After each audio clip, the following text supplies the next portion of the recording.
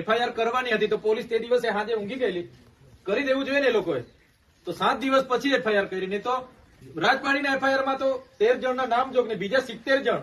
તો અમારે હું કોર્ટમાં 70 જણને હોદી લઈ જવાના છે. અમારું આટલું જ કામ છે. એટલે લડાઈ બહુ મોટી છે.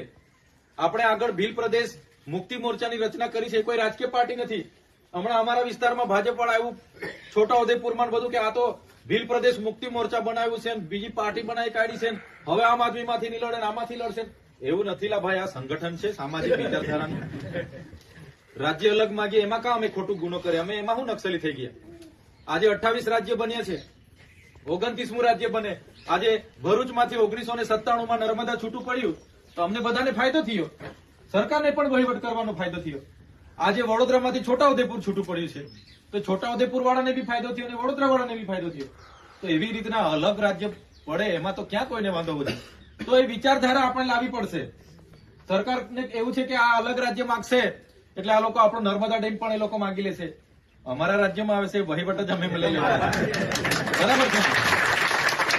ચિંતા આ લોકોને અહીં થર્મલ પાવર નીકળે છે એનું છે.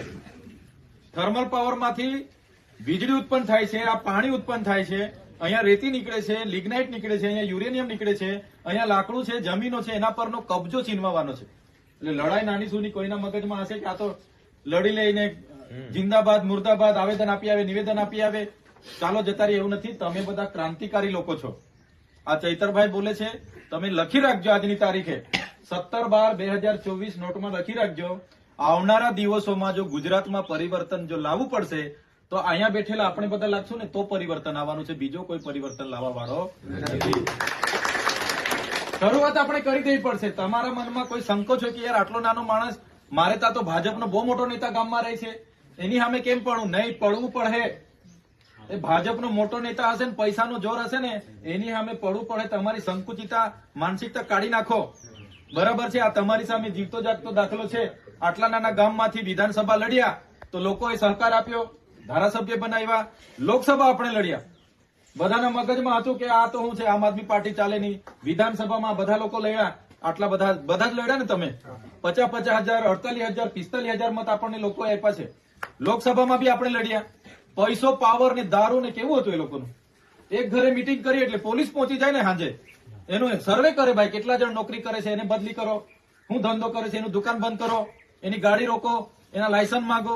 સાંજે પોલીસ પહોંચી જતી હતી ને. અમે મીટિંગ કરીને ઉઠી એટલે અડધા કલાકમાં પોલીસ, એટલું પ્રેશર સરકારનું કે આને હરાવવાનો છે. આ ભરૂચ લોકસભા જીતે છે એને પાડો. ખુદ અમિત શાહ આવીને કહી ગયેલો, 5 વખત કીધેલું ચૈતરભાઈ તો અહીંયા નક્સલવાદી છે, એને તમે મત આપો છો, નક્સલવાદી છે. ઝઘડિયામાં મીટિંગ કરી હતી, યાદ યુટ્યુબ પર જોજો. તો ગૃહમંત્રીને ખબર છે ચૈતરભાઈ વસાવા અહીંયા લડે છે એટલે એ ગૃહમંત્રી પોતાનું સ્ટેટમેન્ટ નક્સલી તરીકે આપે. બોલો, એટલો ડર છે આ લોકોને. એટલે કહેવાનો મતલબ તમે અહીંયા બધા પોતાના ખર્ચે આવેલા છે. મેં કોઈને ભાડું તોડું કે જમણવાર કે એવું કઈ ભંડારો રાખ્યો નથી. તમે એક વિચારધારા સાથે ક્રાંતિકારી લોકો છો એટલા માટે આવ્યા છો. બાકી તો અમને તો હું ફેર પડી જવાનો ભાઈ. બીજા 2 હાથ કેસ કરે ને મને હું ફેર પડવાનો? મારા એફિડેવિટમાં હાથ કેસ બીજા આવશે, 16 ને બીજા હાથ 22 થશે, તેવી થશે કે નહીં થશે? હું જેલમાં બી બેહાડી રાખે. જેલમાં કઈ ભૂકો થોડો મરવાનો છું મેં. 2 વર્ષ રાખે ને જેલમાં, હું ફેર પડી જવાનો છે. પણ લડત આપણી તૂટવાની છે. આપણે લોકો માટે જે સુખે દુઃખે ઉભા રહીએ એ તૂટી જવાનું છે. લોકોના કામ નથી થવાના, એટલા માટે આ લોકો ડિસ્ટર્બ કરી રહેલા છે. આ કઈ નાની મોટી લડત નથી ભાઈ. અત્યાર સુધીના નેતાઓ બધા કોઈ ગ્રાઉન્ડ પર નહોતું. આપણે તમે અમે બધા ગ્રાઉન્ડ પર છે. પોલીસ સામે આર્ગ્યુમેન્ટ આપણે કરીએ છીએ. કેમ? આપણે બધા ભણેલા ગણેલા છે. આપણે સંવિધાન જાણીએ છીએ, આપણા અધિકારો જાણીએ છીએ. એટલે કોઈએ દબાવવાની જરૂર નથી. શરૂઆત થઈ ગયેલી છે એવું માની લો. આજથી આ કાઉન્ટડાઉન ચાલુ થયેલું છે. જેટલી 13 નગરપાલિકાઓ, પરિણામ જે પણ મળે 13 નગરપાલિકાઓ આપણે લડવાની છે. બરાબર છે. પરિણામ જે આવે તે ભાઈ બધી હારીશું તો પોહાશે, પણ 13 માણસો જોઈએ સાથે. હમણાં ગ્રામ પંચાયતની ચૂંટણી આવે છે ભાઈ. કોઈ મગજમાં છે ને, કોઈ નાની નથી આ ચૂંટણી. બહુ મોટી ચૂંટણી છે. ગ્રામ પંચાયતની જેટલી પણ ચૂંટણી આવે ને, સરપંચ બહુ મહત્વનો હોય છે.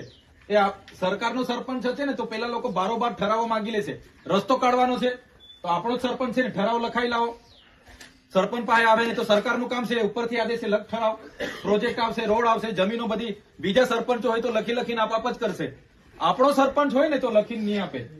સાચી વાત છે કે ખોટી વાત છે? એ આપણને પૂછશે ચૈતરભાઈ આ પ્રોજેક્ટ આવ્યો છે, પેલા સરકાર વાળા મારા પર ટીડીઓ બીડીઓ લખાણ માંગે છે, આપું કે નહીં? આપણે કે થોપ એટલે થોપી જશે, પણ સરકાર હાથે મળેલો સરપંચ હશે, ભાજપ શાસિત વિચારધારા વાળો સરપંચ હશે ને, તો દુનિયા જેવા પ્રોજેક્ટો મોટા મોટા હશે તો એકવાર ઠરાવ આપી દેશે, પછી લડી લડીને આપણે મરી જઈશું, પણ કઈ મેળ પડવાનો નથી. એટલે સરપંચો પણ આપણા હારા